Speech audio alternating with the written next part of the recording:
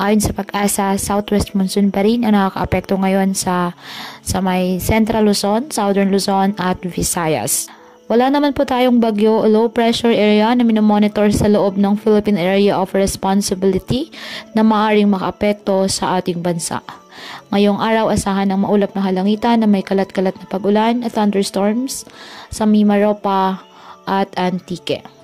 Asahan din ang bahagyang maulap hanggang sa maulap na halangitan with isolated rain showers or thunderstorms sa Metro Manila, Bicol Region, Calabarzon, nalalabing bahagi ng Visayas. Apektado naman ng mga localized thunderstorms ang nalalabing bahagi ng ating bansa.